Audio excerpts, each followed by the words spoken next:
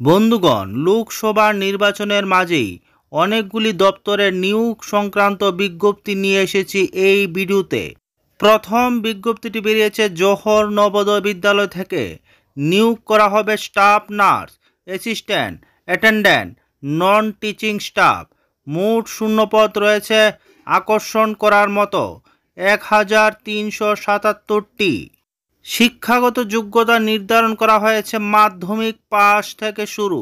Diploma, degree, PG পাসদের জন্য রয়েছে পদের ব্যবস্থা। বয়স হতে হবে 18 থেকে 35 বছরের মধ্যে, কিন্তু সংরক্ষিত ক্ষেত্রে বয়সের নিয়ম অনুযায়ী ছাড় রয়েছে। পরবর্তী বিজ্ঞপ্তিটি বেরিয়েছে সেবির তরফ থেকে। নিয়োগ করা হবে অ্যাসিস্ট্যান্ট ম্যানেজার।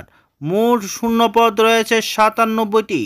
শিক্ষাগত যোগ্যতা নির্ধারণ করা হয়েছে ডিগ্রি এবং পিজি পাস।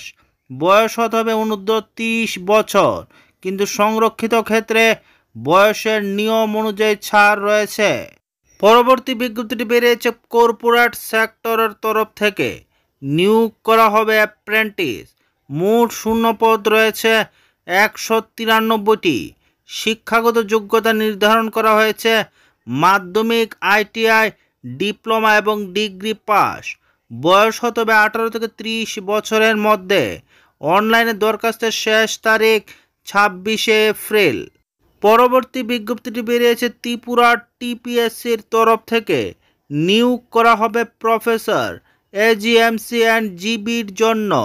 টিপিএসসি পরীক্ষার মাধ্যমে হবে নিয়োগ। মোট শূন্যপদ রয়েছে 18টি। শিক্ষাগত যোগ্যতা টিইকিউ পাস।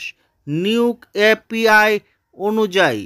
বয়স হতে হবে অনূর্ধ্ব 50 বছর, কিন্তু সংরক্ষিত ক্ষেত্রে বয়সের নিয়ম অনুযায়ী ছাড় রয়েছে।